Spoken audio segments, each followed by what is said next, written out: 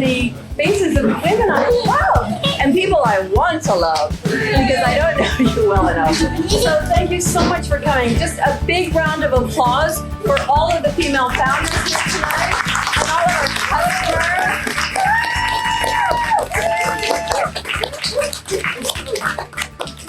So thank you so much for coming. This, we hope and pray, is the beginning of many wonderful, fantastic evenings that we will share together on our crazy journey at Planet Organic. So I just want to start by introducing our panel. Now, I could have chosen from so many women, and it was so hard, but we'll do this again. So this is Donata from Windmill, and Cheryl from Viridian, and Laura from wonderful, wonderful Evolve Organic Beauty. So I just want to introduce everyone. Thank you. Woo! I love you. So we are celebrating the end of a month of female founders and celebrating, we love men, I mean, don't get me wrong, and we love male founders, but this is a special month because of International Women's Day and because of Mother's Day to celebrate the women who create wonderful products and are working to change the world. So this concludes our month of wonderful products that we've been supporting and women who we've been promoting over the month. And also we're nearly at our year of being back in Planet Organic.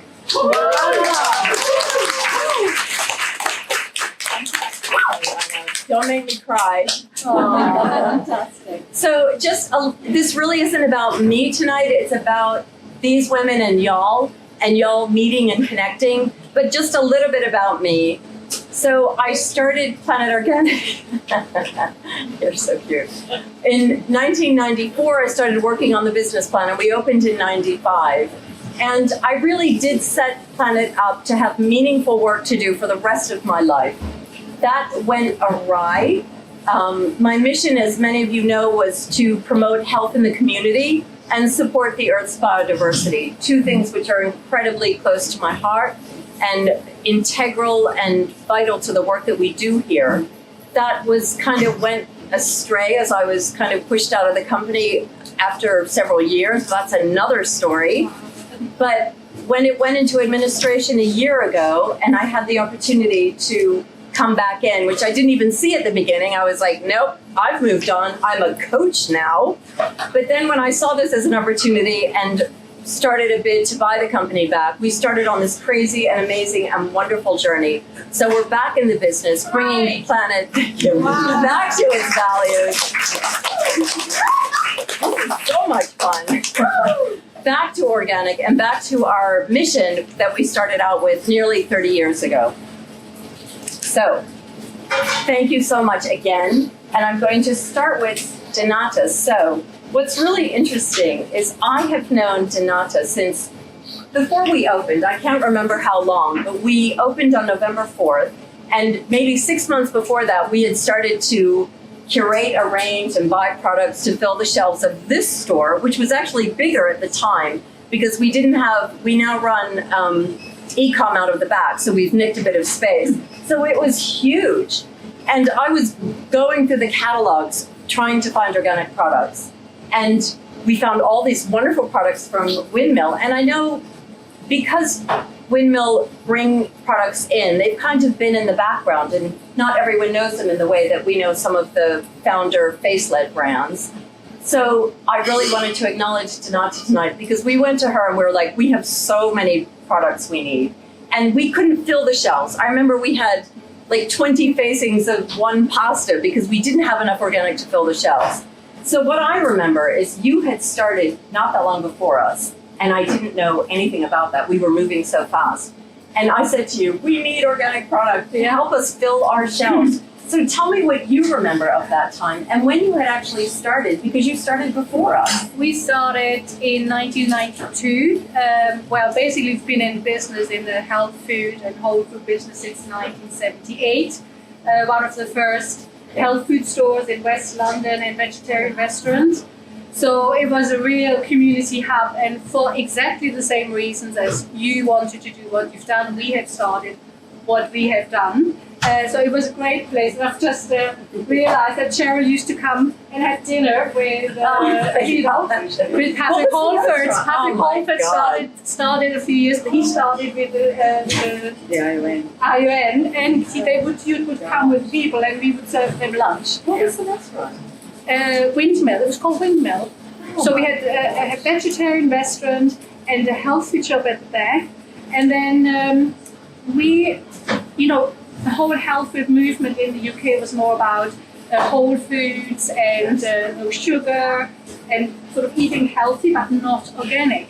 And because I'm German, and in Germany all the health food shops are all about organic, so everything is organic. And then we did this for quite a few years, and then we got to bring organic food to this country. And at that time, it was literally just Infinity Foods who had a few bags of rice organic, and there was nothing else available.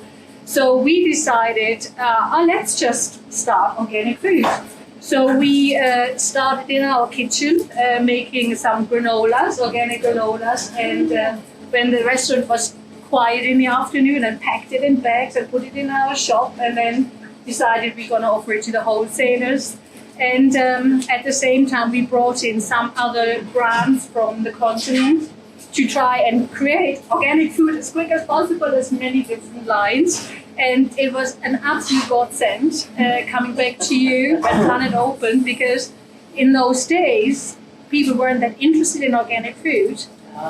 So we had a real challenge to get the wholesalers to list our products. So we had Patrick from Marigold, Infinity Foods who supported us, and then you came along, and I said to you, I remember sitting in this office upstairs and saying to you, Renée, you might not remember this, Renée, I want Planet Organic to be my show window for all our products. That was my dream.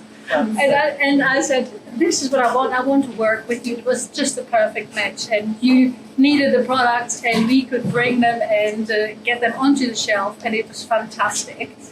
And then, of course, BSE started, and that's when really Took off. When we took off.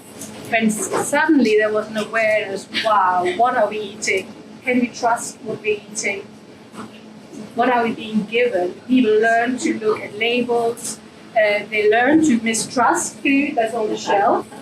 And it was the best thing that could have happened to organic food. Remember BSE? Yeah, who remembers BSE in February '96? Mad cow's disease, when people really started to question. And, to be fair, the supermarkets really promoted organic food at that time as well, because they were desperate to try and cling on to something to make them feel, we're not selling only bad food, there is some good food as well. And so, it was just an eye-opener for people. And so stores like you started to flourish when that message got out that you have to look at what you're eating, and it has such a detrimental effect if you don't eat healthily. So when we started, it was November 4th, 1995, and I decided I won't advertise because Anita Roddick didn't advertise. And I was so excited, and we had this big press evening, and then no one came. And November was a disaster. December, I thought, oh shit, we're going down. And I didn't have money to pay the team, because I'd done a little course on how to start a business, but I missed the bit that said raise the money to pay your team for the first 2 months. So we got to December, and I thought, oh no. So I remember ringing the suppliers and saying, I'm either going to pay you or I'm going to pay my team. What do you think? And they all said, we'll give you extended credit, pay your team. I mean, the trade has been absolutely amazing from the beginning. So we paid the team and we kept going. And then we thought, we've got a great story to tell if we're not advertising, but how do we do that? So we hired a PR company who started that January, and then it was February, BSE hit, and we took off. And that year, out of this store, we did 1.2 million. We had the E. coli scare later that year with Edwina Curry, and we jumped again. And we thought, great, people need a food scare to become aware about absolutely true. the rubbish that they're eating, and just to wake people up and make them more conscious. So we were on the map. And then we doubled our second year to 2.4 million. So we were well on our way. But the other thing I wanted to ask you, so when I came back into Planet, some people were saying, oh gosh, it's a, they weren't saying recession then, of course it's a recession, cost of living crisis, and now it's a recession, and prices are going up and it's a disaster. And I am never that person. And I've been asked to speak at some events coming up, and they're saying, you're really good if you can talk about the recession and the cost of living crisis and how you're going to face that. And I'm like, yeah, I'm not that person. I'm incredibly optimistic. For me, everything is an opportunity. And they say, oh, great. But I spoke to you. Donata came to see me shortly after we'd come back. And I said, what do you think of the economic situation? Because I'm starting to get a little panicky. And you were so optimistic and so excited about organic. So tell us what you're thinking about, how you feel about organic going forwards. I think organic is here to stay. We have a fantastic year this year already, and that's the proof that my optimism wasn't some kind of a dream.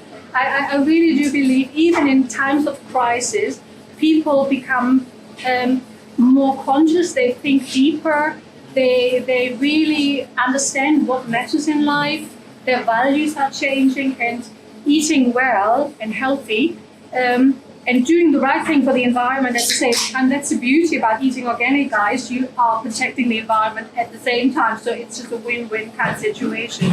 And because of that, people need to feel strong and good. And therefore, I think eating healthily is a very much an on-trend thing, even when things are tough, because everybody has to eat. And there's so many things people spend money on that they do not need to spend money on, and saving there and focusing on what matters.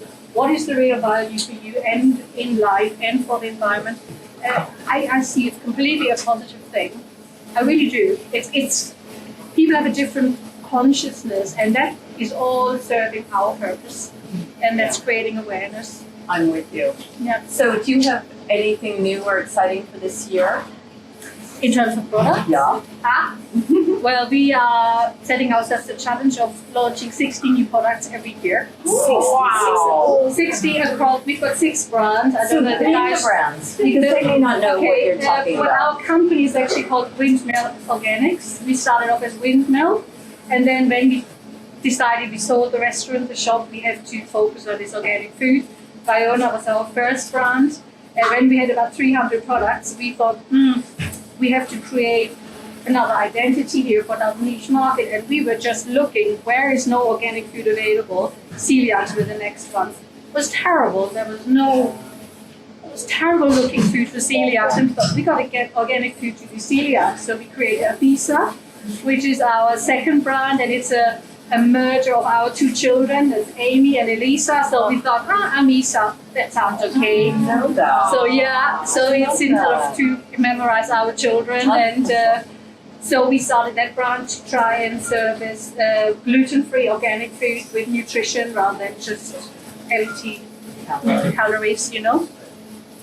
Then we have Raw, which is the brand that we created at the time when we felt that there was a real raw movement and a whole sprouting movement, and we were excited about it. Yeah. We had sort of this range of sprouted crisp breads and everything. Unfortunately, that trend has ebbed a little bit, but gut-friendly food is still there, so that's where we have our focus with Raw now. And then Biofair, organic and fair trade, because there was a lot of fair trade products, but not organic. And we thought, well, why would you put it in Africa or whatever, you know, if you sell organic, fair trade, that's a good thing. So we've done that brand. And then one summer we try to focus on vegan. So we've got quite a house of brands. Viona, of course, is our biggest and most important brand at this point. But so across these brands, we need to feed them with some exciting products. So 60 products. 60. Wow. Yeah. That's amazing. So there's still gaps to be filled, and great.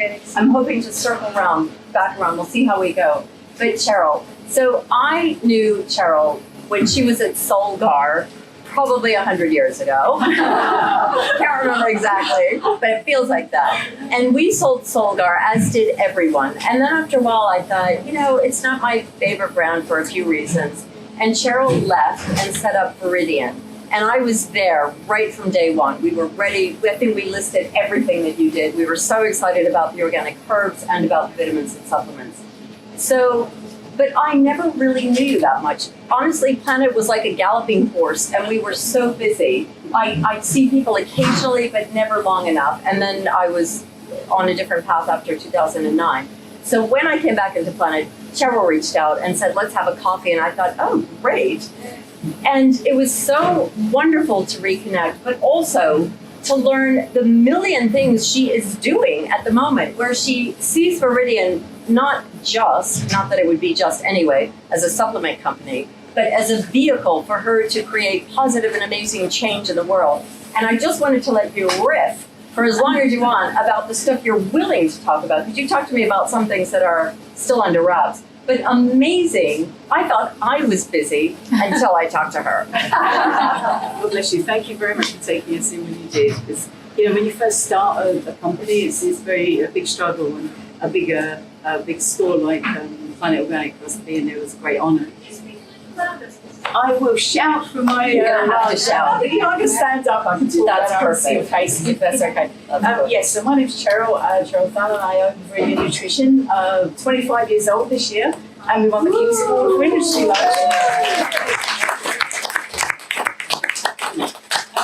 So 1999. But my story goes back before then. And tell me to shut up because I can No, talk. you go. You go, girl. So when I run out of time, just say. I left school at 16, I had a few exams, I left school and left home at 16, so I didn't really go to university, I didn't do anything like that. I bummed around for about 6-8 years, I don't know, so I was 21, also 5 years, so I was 21. Just doing all sorts of market stalls, pubs, restaurants, office jobs, anything for a few months until I got bored. And suddenly somebody said to me, oh, there's a health food store, they're looking for some shop assistant in the health food store. And it was up in Hartford. And I walked into the shop, and within 20 minutes, I just felt like the sun opened and like a euphoria. Stars came down. I thought, my, this is just such a kind place. People are so kind. They're hugging people. They're giving them advice. They're kind of, listening to them. I was used to working in retail, where you just sort of stand there and how much and whatever. And I thought, I literally fell in love. I could feel my heart opening, my pupils dilating. I just fell in love with the industry. And I was 21 years old. I moved up to Edinburgh with a boyfriend and worked at Real Foods in Edinburgh. And again, just another much bigger scale of proper health food store. I just loved it. Then one day we were having a meal at a restaurant, and I was one of 3 vegetarians in a group of 30 people. And the Christmas dinner, we all had Christmas dinner. The meat eaters all had this amazing Christmas dinner. The 3 vegetarians, and we're alive. This is back when I was 21 years old, so maybe 1980 something. The 3 vegetarians got a pile of rice with cheese on top.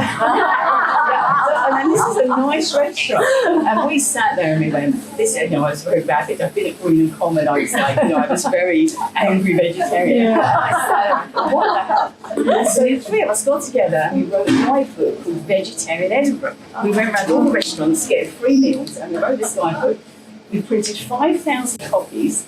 And we sold all 5,000 copies. I walked into Waterstones on Princes Street in Edinburgh with a pile of books on files. I said, can you sell these? I didn't realise there was a whole network of things I was supposed to do. And the guy took pity on me and he goes, we're going to do your launch here. And the launch of Billy Connolly was there. And we sold 5,000 copies. And I thought, well, that's money for Old Road. I've been out there eating people's dinners for free, published a book, made money. I thought I'd like to get into the publishing industry. Now, if everybody knows Edinburgh, and I'm a Londoner, East End, you walk into a publishing house in Edinburgh, you might as well forget it. You've got to be in with the click. So I applied for 200 jobs down in London. So this is the day. All these people would ask me. This is before you could do it on the internet. This was handwritten applications. I got 3 interviews, and one of them was in publishing.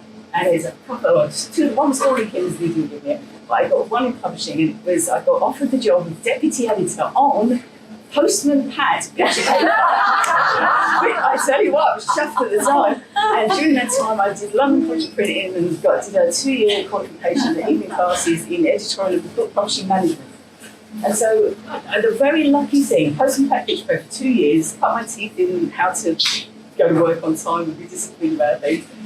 And I then got offered a job as deputy editor on Natural Food Trader magazine, which was this is the big time, I tell you. I'm going to tell you, this is gossip, right? The day I walked into Natural Food Trader magazine, the editor, because I was in this deputy editor, the editor walked out, nothing to do with me. She just found out that her husband was having an affair. Her husband was, I won't give his name, but he was the head of a very, very large chain of health food stores. That's all I said. Anyway, so she found out he was unfair and she left that day. So I'm sat there having edited postman pack picture paper. Suddenly I'm the editor of Natural Food Trader magazine. 2 weeks later I'm in Israel.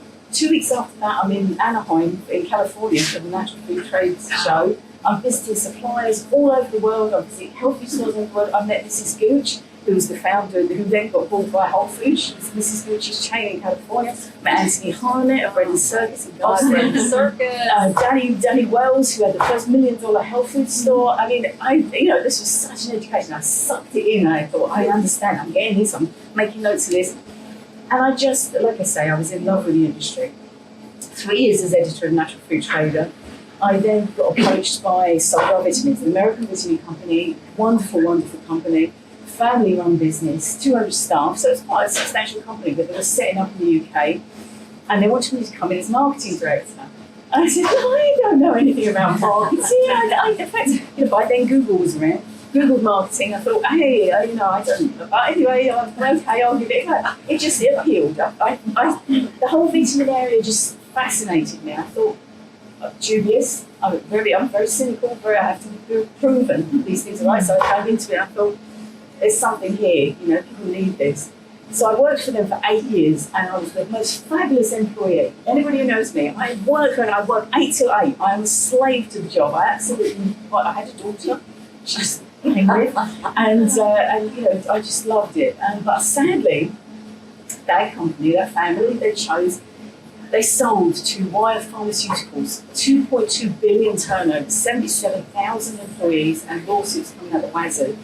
And I went back on the internet and I thought they were just about to merge with Monsanto. Oh my God. I walked back in that day and said, not doing it, I'm sorry. I wish you well and love you to bits, but I can't do this.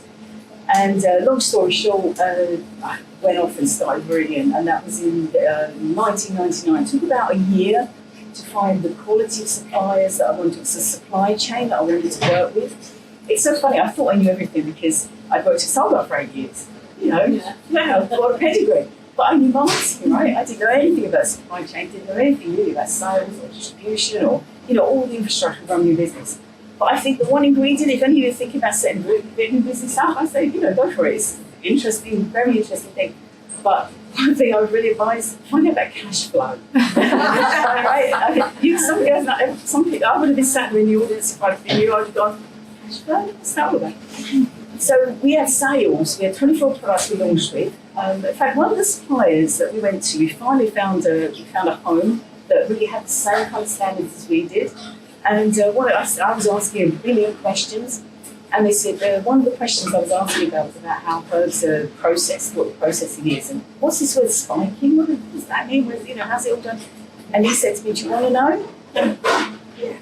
They said, no, do you really want to know? Yeah. And I said, I feel chill, it's weird, I feel chill. And I said, yes, I do. And I got this big education on really some of the real underbelly of the natural products industry, of the vitamin industry. And I went back and I thought, do I really want to do this? Are these products I would give to my family? And I thought, no, I'm on a mission now. That's it, I'm on a mission. I'm going to clean this up. And we launched Viridian. Got a little team together, and we launched Viridian in December 1999 with 24 products based on purity, charity, and environment. They were the three things that I cared about the most, and making sure that we were able to give the right quality products for the right person for the right reasons. And the love, of course, is the conduit was through health food stores, through independent specialist health food stores, where you get the right advice, you get the kindness that I learned when I was 21 years old. And I've never looked back. 25 years, I loved every minute of it. My daughter, who's now 28, who was one I carried everywhere with me, she's now come into the business. She's taking over as MD this year. I'm going on to the board. And she's funnier than me. She's smarter. She's smarter than me. By a boatload. And she understands the modern world. And I've got less and less interested in the modern world. I like to go back to see the old days really. But so that's Viridian. I mean, we now have a range of 250 plus supplements, about 70 to 80 are organic, certified organic through the Soil Association. I'm very, very, very fussy. I'm very, very angry about what goes into food. Ultra-processed food now makes up 50% of the British diet. 50% adults, the adult diet. Children's, 70% is ultra-processed foods. Foods that you look at the label and your grandmother would not recognise. You don't recognise. You think, what does that mean? I don't know what it is. So, this is, and supplements and the same. There's a lot of ultra-processed and a lot of unnecessary manufacturing aids and ingredients. You may have seen our buses or the ad campaign, we're on a no junk campaign right now. But, I think there's still a long way to go. People are dying. My husband died last year of cancer, and a very strange cancer. It wasn't diet related, it wasn't lifestyle related, I'm pleased to say, but there's an awful lot of diet and lifestyle related cancers, obesity, heart disease, diabetes type 2. We have a responsibility. We have a responsibility to be ambassadors for good health in this country, for our children, for our families, and for society generally. For the NHS, if you love the NHS, which we all do, right? We all love the NHS. Start by caring for yourself. Start by loving yourself, and that's so we can leave space in the hospitals for people who have very unfortunate things like my husband got, or things like get hit by a bus. No junk campaign on the side. Leave the hospitals for people who really need it, not because we've abused ourselves and I know that obesity is a disease. I know that. I know alcoholism is a disease. But the things we can control, let's control them and help the NHS and help ourselves, help our families. Oh man, that was a soapbox, wasn't it? Amazing. That was such a great story. I just want you to, so she not only does this, but just talk a little bit about how you got back into publishing and what you're doing for your 25th anniversary and what you're doing with the training program. Just, she's insane. But, my dad died when he was 99 and 3/4. And my mum is living with me. She'll be 100 this year. So I figure I might be just, we'd love to live forever. So potentially, you never know, right? But potentially, I might have got 4 years left, so I'm thinking, don't waste it. I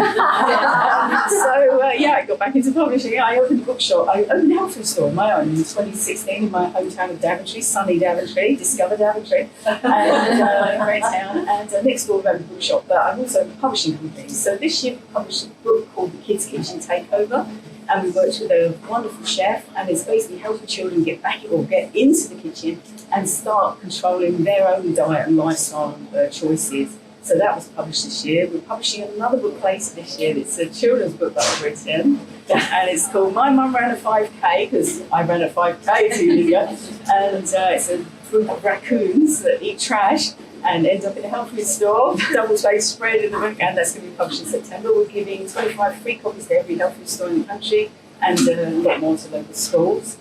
And so again, trying to encourage children to think about what kind of 60-year-old they want to be. Think about that now, think about that when you're 20s. I wish somebody told me in my 20s, think about your health. I'm in great health, I'm lucky actually. It's a good thing to know when you're earlier that what you do now is really going to affect in 20 years' time, 30 years' time. What else we do? We set up a training academy up in Daventry for health food stores. We already do a huge amount of training all over the country. We supply about 1,000 health food stores all over the UK and Ireland. Not as good as this. They're great stores, don't get me wrong. These are exceptional. But the independent health food stores, small, beautiful, formed health food stores all over the country. We supply them. We do training, and more education. And so we're finally the 10,000 square foot training academy in Daventry this year in September. We're in 27 countries. What else? That's fantastic.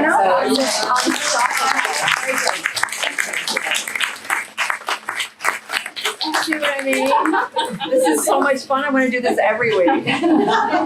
So honored to be here. Thank you so much. So Laura, I don't know Laura well, and I was a little nervous about having a woman I didn't know, but I've learned a bit about her brand, and it's amazing. And I just want you to tell people about it. I have a few questions, unless you just want to riff. But what I love is that I watched an interview where you talked about your Romanian grandmother. So could you start there, please? Okay, gosh, that's going back. So firstly, I just wanted to say I feel really honoured to be on this panel. I feel like I'm with really amazing women. Sorry, louder. Shall I stand up? Yes. I just wanted to say I feel really honoured to be on the panel, and thank you for inviting me. And it's really lovely to hear everyone's stories. So my story goes back to growing up with my Romanian grandma and my also Romanian mum, who was an incredibly hard worker and had her own business. And my Romanian grandma was really into alternative health. So that got me kind of interested in organic and natural. And I had problems with my skin growing up. So by my 20s, I was trying to work out, well, how can I sort my skin out? The doctor wasn't any help. So I ended up working with a natural dermatologist who I refer to so many people. She's amazing. She's in Putney Bridge. And that she's a naturopath and a homeopath. She got me on the kind of organic food from my early 20s. And my career, I did economics, I went to consulting, I had a real business career, but I always felt like business wasn't kind of where I should be. And I went to Harvard Business School thinking, I don't really want to be in business. They have a really strong social enterprise program. I was looking at maybe moving into the charity sector, looking at how I could give back and try and really make a difference in the world. And I came out of business school thinking, I really want to work in an ethical business. And I was looking at big businesses like Patagonia and Whole Foods, because that was what there was. In 2005, there weren't sort of the explosion there is now of all these different natural and organic brands.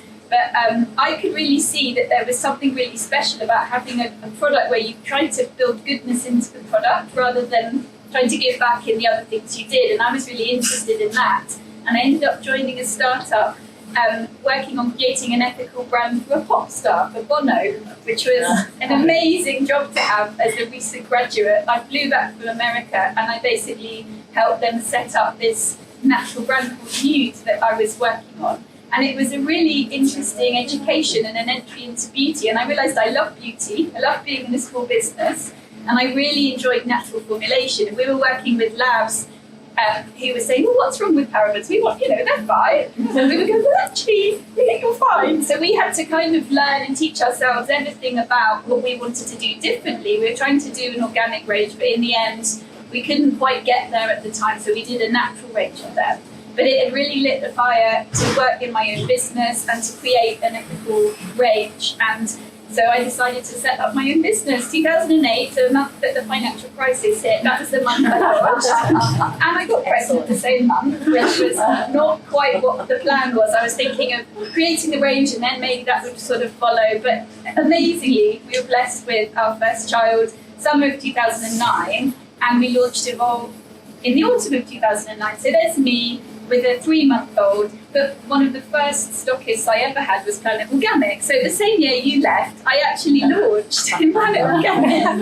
And, you put your trust in a brand that wasn't a proven brand on the market, and we've basically been partners working together with you ever since. So back then, our packaging was completely different. We had recycled milk bottle packaging. We looked a little bit space age. It was all kind of recycled, but that meant we had to kind of put colour in, otherwise the packaging didn't look nice, didn't look the way the customer wanted it to look. So we were kind of maybe not quite right. It took us about 6 years to get to where we are now with the packaging and everything. And the big turning point was 2015. We opened our own studio. We started buying bottles in really small quantities, printing our own labels. We completely changed the range of products that we had, and we started making really tiny batches. So before that, we'd worked with contract manufacturers who were lovely, but that just wasn't working for us. We had too many ideas we wanted to launch, and we were always at the bottom of the queue. We were tiny, and we hadn't quite sort of got everything right. So 2015, we moved to our very simple brown glass packaging and the label that we have now.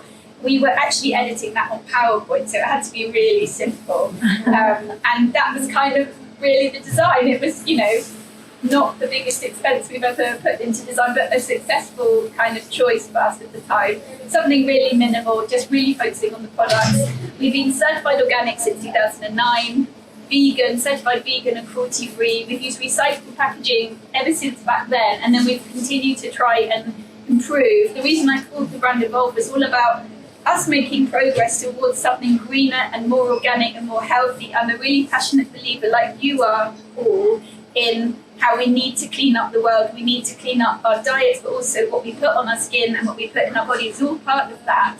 And so we're trying to make the purest and but also efficacious products that can help people with skin problems. So when someone comes and they say, will you help me in some way, my skin is better, I go, yes, that's great, that's why I do this. Because I had problems, and I know that that's not trivial for people. When you have a problem with your skin, it's a problem and it affects your confidence, and that's something I'm passionate about helping people with. So we're a B Corp now, so we've kind of gone really as far as I can sort of see, and we're trying to find more ways to be more sustainable. So we're trying to find regenerative ingredients now, because we really are a big believer also in organic, and how it's not just all about, at the beginning I started using organic because I had been on this health journey. I knew the products would be purer. If we used them, they wouldn't have kind of toxins or contaminants in them. But now I've understood so much more about regenerative agriculture and how organic is really the first step towards improving biodiversity, improving soil health, getting more carbon into the soil. If you grow it organically, there's more carbon. If we grew everything regeneratively,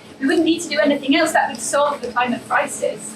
So that's an interesting and really important message that people need to understand. But then on toxins, I think there's so much in the environment we don't understand. There's all these chemicals we don't understand that affect, what you were saying about people getting, really unfortunate cancers and things. It's because of all these things in our lifestyle. Our bodies are not designed for all of that. They don't understand all of that. They evolved when we were cave people, and we need to kind of try and go back to having a much purer lifestyle and remove all of that from our environment wherever we can. And the plastics as well, and how they leach into the products. So that's what we do. We make products. We make them in our studio, which is in Hertfordshire. We make them, so ever since 2015, that's what we've done.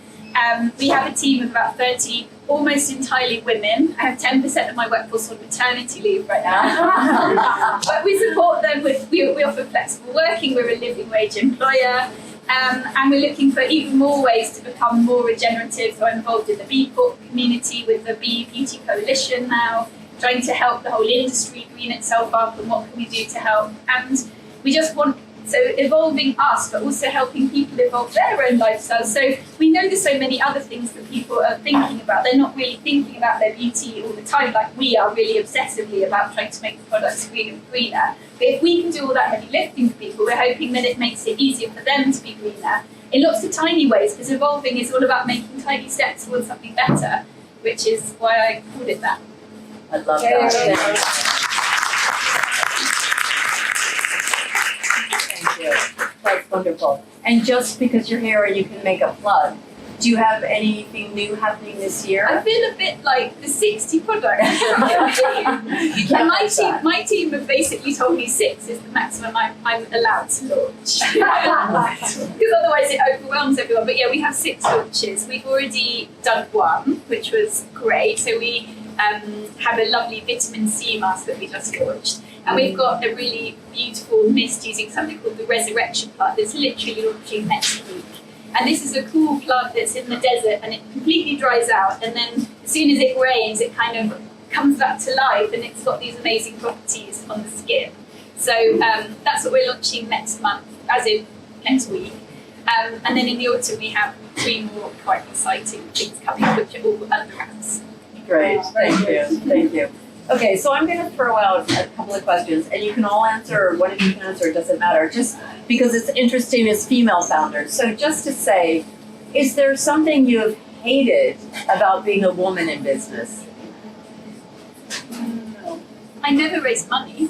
Yeah, it's impossible. No, it's not impossible. I never tried. Oh, excellent. Well, that's great. And maybe I was lucky that I didn't have to, and that was partly because of my amazing supportive husband, who was earning money when I couldn't earn money because the business was too small. But I hear from other women founders that that's really difficult. And also I was having kids, and I didn't think they'd really understand that. I kind of needed to balance that with running the business, and it was all kind of mixed together. So I think that's harder for women. Like, we know that we're trying to juggle all these things. Yeah, I would agree with you. That for me was the single biggest challenge, having a business and having small children to bring up, because there was this constant battle. I mean, we had to drag them along with us at the weekend, come to the warehouse. You know, they were playing with pallet truck. Times tables, picking boxes of 6. Yeah. And we were having to do this work on a Saturday while they amused themselves zooming around in the warehouse. And I think, at some stage, I broke out in tears. I remember at one show talking to this woman. She said, "Oh, my daughter is now taking over the business," and I've broken out in tears. And I said to her, "Look, I don't know, am I doing this right? You know, am I neglecting my children? And they were with me all the time, but we were working and they had to work themselves, so they played shop and things like that. You know, I grew up but you know what? You know and what? it made me realise a strong woman who's doing a powerful thing. Yeah, but you know what? Both kids are now taking over the company. There you go. They've been in the company for 10 years. They love what they're doing. They think it's a fantastic job. And so it all worked out. Right? We have this 1950s concept that you have to be at home baking to be a good mother. Yeah. That's not true. Holly, she laughs, but it's true. She was in a box. In a blanket, in a box beside my desk. She was for the first 9 months. And Yeah. she better put back. Yeah. Carry on the Yeah. She came to meetings. I remember having a really top flight meeting with Selfridges. I was so impressed that we were at Selfridges. And I fed her outside, went in. She was quiet as a mouse the whole time. Did the whole meeting, put her out, she just screamed her head off her outside, and I thought, perfect timing. And everybody in Selfridges saying, what a lovely child, what a perfect model child. She was screaming her head off. But when Holly was born, I thought nothing's going to change. And it didn't. She just came everywhere with me. She'd sit in meetings, and I swear, during the school holidays, she'd be drawing and colouring or whatever. She'd look up in a meeting and contribute an idea, and we'd all go, that was really good. She's been doing it since she was since she was tiny. And so I felt the same way, and I had my first, so I decided at 19 I would never have children because it was too much responsibility, changed my mind at 36, and I had my first at 37. And I thought, I'll just take her everywhere. And so y'all know the reality is we had very difficult shareholders at that time. So Julia, my great friend, came to help me with the kids because I couldn't imagine handing my precious baby over to anyone. And Julia said she had broken her ankle, and she said, I'll come on my crutches and help you with your daughter. And then she would come down, she would walk down because we had a house in Marble Arch. She'd come down for me to breastfeed. And then she'd take Jess back home. It's easy with one child. By the time I had the second one, I was like, 3-year-old baby, not working. But I remember Jess would come, and there was this very intense board meeting we had. And I thought, fuck that. I'm breastfeeding my baby. So I'm sitting at the table breastfeeding. The men were so uncomfortable. They didn't know where to look. They were looking on the ceiling. And then I finished feeding, and I sat her on the table. And from when she was very little, as soon as she could sit up, I could leave her on the counter and walk 20 feet across the room. I used to leave her to answer the phone, and she would just sit there and watch me. And she sat there, and she looked at the men board meeting and stared them down, and I thought, this is great. So absolutely. It's an advantage being a woman. And I think, underestimate us at your peril. That's what I will say as a woman. I think that I've been in many, many meetings with suppliers who've assumed that I'm the tea girl or something. Yes. And I just sat there quietly, and just waited, and then, it's a shock to them. And I think that's your advantage, just being quieter, wait, bide your time, and then speak up, and then they're really shocked when they know you're the founder of the company. So I think that's an advantage you can have over men. Because they'll say all sorts of things thinking you're not, they're waiting for you to come in. I remember so my first business partner, Jonathan, and I when we went to the bank the first time, we were trying to get an overdraft of 50 grand because we were so tight on cash. And we walked in, and they started asking him about the financials, and I thought, this will be interesting because I'd done all the numbers. He couldn't answer, and he said, well, I'll just hand over to Renee for that. So really great. But my other question is, what do you love about being a woman in business? Not just for y'all, but for you female entrepreneurs. What do you love about being a woman in business? What's your strength? Is it your vulnerability? Is it your femininity? Amazing women's network. I don't know if anyone else is part of it, called Buy Women Build. Yes. Yeah, I see a few nods. Yeah. So that's been a real joy, actually. I joined in the last 6 months. If you're a woman founder, I think they'd love you to be a member, so reach out to them. And whenever anyone posts, they post a question on, does anyone know about this? I need help with this. The women respond. They support each other. It is a delight. So I think we support each other, we're collegiate, we have a way of working together that's collaborative in my business, but also in the network of women I've encountered through this network. And I think that's wonderful. Yeah, absolutely. And even in beauty, which I first thought would be quite a competitive industry, I found really collaborative. There's loads of really lovely women founders there who I think are great. I want the fields, everything that's growing out seeds in the fields, I want those people to get as much benefit as the stores, as we do, as the end user. The whole chain needs to be an alliance of goodness and not, right, we're going to get the cheapest and hammer down those, it's not like that. We have some men in my team, mainly women, we do have some men, but I do say to them, we're not looking for the cheapest, we're looking for the best, and to have the best, you have to build relationships. A famous expression I have in my business, say, go and have a cuppa. Go and have a cuppa with them. Don't just do it on email. Go visit them, have a cuppa, see them in the eyeballs, and build a relationship and make something that works for all of us. And I think that women are more Essential and collaborative in that way. Yes, Yeah. I love that. Throughout the supply chain. And this whole, I always talk about our industry as being so relational. It is all built on relationships. And when I was starting Planet, my mom, who'd never really worked, it was in those days, you got married and had children. She had 4 children. She said to me, Renee, are you worried about starting a supermarket in a male industry? And I was like, no, kind of. I hadn't really thought about it. And but now I am really scared. And she said, use your femininity as your strength. And I felt that gave me permission to do what I wanted to do, which was do what made sense to me, lead with values. And from the beginning, I called this a values-led and commercially driven business, which Planet still is today. But it was such wise words from my mom, who was brilliant. And I really see that around me. It is about relationships. So listen, we have some time for questions. Do y'all have, thank you so much. That was great. I think we could go all night, but we do probably have to close at some point. But does anyone have any questions of any of the women here? I'm never going to sell. Never going to sell. Doesn't matter how much you offer me. No, how much you checkbooks. Never sell. It's people. Most of my industry now, most of the vitamin industry is now owned by Nestle, Procter & Gamble, the big pharmaceutical food companies. And it sounds very grandiose, but I've been offered lots of money to sell Viridian. I get every fortnight I get letters from agents, asking me to sell up, but I never will. I think it's so. If you cut me, I will bleed the Viridian. Viridian's the colour. I will bleed the colour. It's like Renee said at the beginning. She remembered the words I said, and there's nothing more romantic. Thank you.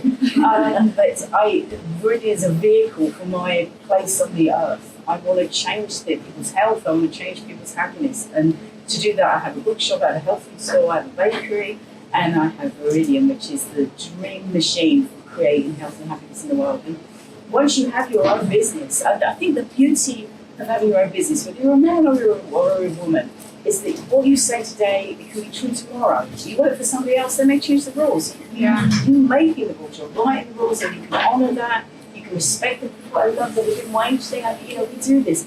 And you can make that universe and have the impact. I can make an impact in my town. I talk about Discover Daventry, love Daventry, because it means a lot to me that we put shops in this street to help build a community that I want to live in. And I can make that impact, and I can make that impact with little drips with Viridian around the world. And if we all just do something in the 5-mile radius of our own lives, be kind, be grateful, be joyful, that's magical. What a gift we have, right? And to be able to do that, sure, it's a commercial business. We have a charitable arm. We do £650,000 in charity so far. But the main thrust of the business is a commercial business. We live in a capitalist society, but that doesn't mean we have to be ruthless and cruel and kill everybody else on the way up. I mean, other vitamin companies, I'm friends with them. Other businesses, other shops, and everything. Why not? Just be kind, be grateful, be joyful, and what a gift that is. Yeah. Thank you. Cheryl, what's your advice for women who want to start a business? I think the greatest gift, I hope somebody would ask that question, someone's not behind that, but the one piece of advice I give to anybody starting a business is just do it, because I think the greatest ingredient you need is naive optimism. That is my brand. I am a naive optimist. I always have been, I always will be. I think I want to open a bakery. Okay. Anybody know Craig Sands and Joe Fairley? Yeah. Okay, the founders of Green Blacks. They opened Judge's Bakery in Hastings many years ago. They're good friends. And they were walking across the big trade show exhibition. I said, Craig, I'm opening a bakery. He shouts back, he goes, don't do it! Don't do it! And she runs and goes to Joe, and Joe says, no, don't do it, please don't do it. Oh no, it'll be fine. I opened a bakery, and I swear to God, it's the hardest thing I've ever done in my life. I now rent it out to somebody else to run. But the bookshop, I just said, we're having a bookshop. We open a bookshop. We open the healthy side and the healthy side. And just naive optimism. If somebody says to you, oh, you need to have a big business plan endorsed by the Barclays Bank, or Barclays Bank exists, but endorsed by the bank, you have to have this, you have to have that. Just say no. I've got a plan, I've got a vision, and just run with it and hope for the best. That's it. That's my best piece of advice. My name is Xenia, and I'm founder of Super Good Bakery, which is just here. But I know. So for me, I'm completely optimistic most of the time. But when you run a business, it's not always flowers and rainbows. Is there anything which would help to get through when the times are tough, or when you are, when? How long have you got? Oh my gosh, where to start? Because sometimes, I'm not sure if it's just as simple as a morning routine or is it journaling. I'm after like a practical tips. Meditation. Yeah. I was going to say I do yoga every morning, for example. Or if I get stressed, which sometimes one does because of the ever increasing regulations that are thrown at businesses. I think yoga is something that has changed my life. I've done it since I was 12 years old, and I would highly recommend finding something that suits you. It may not be yoga, but it might be some meditation or some form of doing something that gives you a center, that that you can center yourself. You find your inner voice and listen to that inner voice and trust it. And if you, I don't know. It's been working for me for 40 years, but I do think if you have good intentions and you really believe in that, I do think there's a guidance that makes it work for you. Absolutely. So I'm going to lead on that because that's exactly what I believe. And I am a coach, so I do this for my other 2 days a week. And I believe in this: trust yourself, trust your gut, and I don't mean your head. I mean that instinct of, I should do this, I shouldn't do that. Trust that completely. Trust the universe, which has a plan for you that is unfolding as it should. You are not in control. You need to just go with the flow, and that means surrender. So trust and surrender is my mantra. And within that, as Donata was saying, even just to sit for 10 minutes at the end of the day and breathe into your belly quietly and be still and be with yourself, whether you call that meditation, I've been meditating since 91, or you call it sitting or breathing, it doesn't matter. That is very powerful to stop and be with yourself. And if you need support, there are women, there are organizations, there are coaches. I wish I'd had a coach when I started Planet. I had no idea what I was doing. But that simple thing, trust and surrender, and just pause for 10, 15 minutes every day. So powerful. Yeah. Ask for help. Yeah. Ask, people always say, you've started, it's all you. It's not. It's hundreds of people who have helped Viridian become as successful as they are. Hundreds of helpers, just ask for help. You want somebody to stop, you just go in and say, I need your help. This is ask for help. And, the universe does, I do believe in the secret. I've always had I always get parts, always. Me too. And, I do believe in the secret. But, it's, I think, recognizing you're not alone. There's a universe that does want to help you. If you ask people, they will help. But also on a more practical level, I know businesses are starting up quite differently these days, with a lot of funding, with a lot of investment, with a lot of cash. We started business from nothing. We had to earn our profit, to reinvest it, grow slowly, keep really sharp control of your cost. That's the key. I think that's so important. Do not sit on your laurels or get yourself some kind of fancy lifestyle. keep the money in the company, reinvest it, and build up a really solid base with a reserve so that when things are a bit tough, you can weather the storm. So I think that's a really... I really believe in that too. We bootstrapped and we've never ended up taking money, as I said. But I feel like if we'd taken it, we would have made more expensive mistakes. We'd still have paid them, but then maybe we wouldn't actually still have the business. Be less out responsible, I think, for what you're doing. As And if I you think own it earned money, you're very careful. It made us have more creativity. We had to solve problems. Even now, sort of, I still think that's in the DNA of Evolve, because back in 2015, we literally had nothing. So we were sort of at the point where we're going, can we pay you or pay you, like you were saying. And then, you know, we just still now, we create a problem solve all the time. So when something else happened, like COVID or all the things that have happened in the last few years, nothing could be harder really than what it was like at the beginning. We knew we could solve any problem as long as we put our minds to it.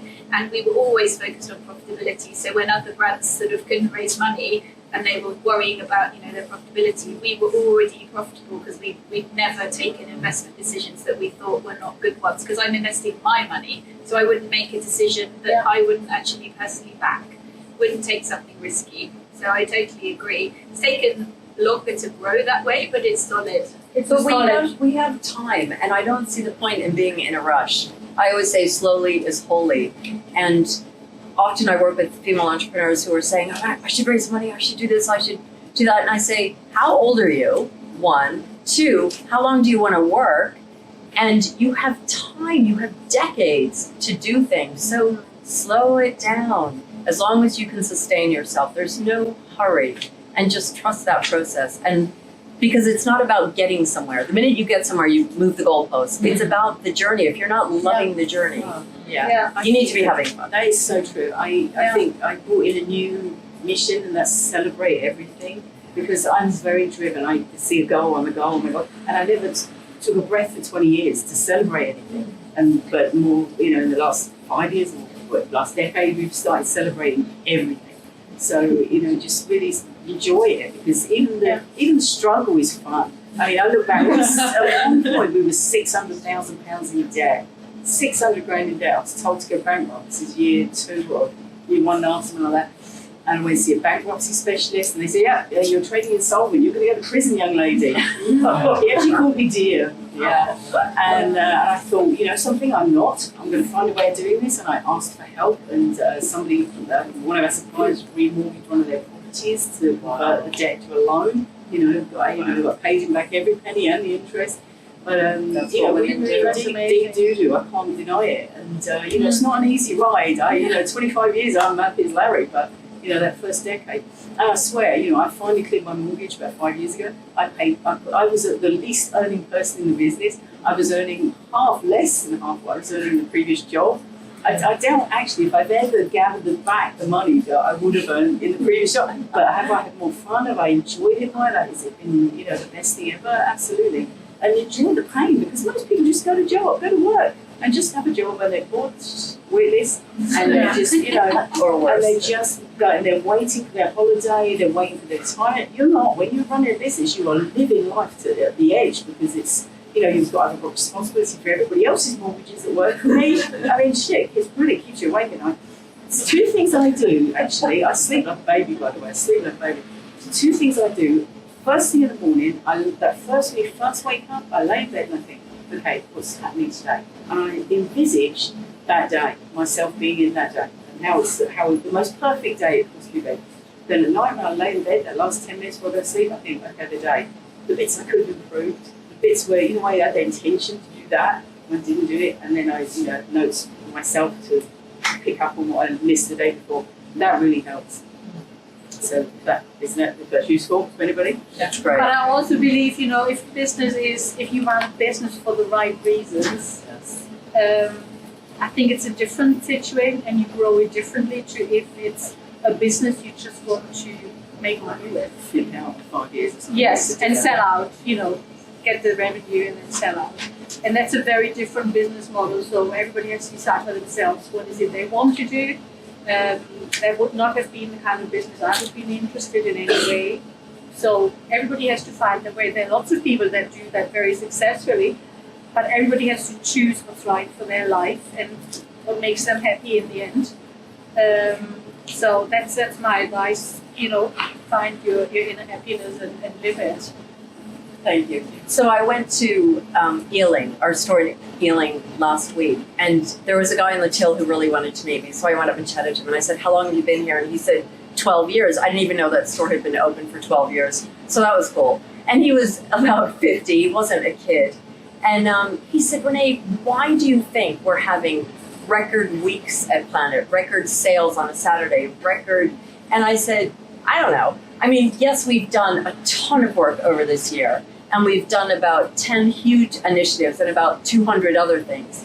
But I said, I really believe that if you do good business, that if you put energy into good things, that success and money is an outflow of that. Yeah. And it's not always easy, but good things, important things are hard work, and I say that about business, marriage, and children. Who has any of those things? Who says it's easy?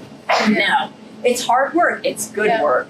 But this is why we're here, to work hard, do good, and have fun. So thank you so much. And I want to thank all the women as well who've come and given their product and are sampling, and all of you who've come to celebrate this evening. Thank you so much. This has been so much fun. We want to do this again. So thank you so much.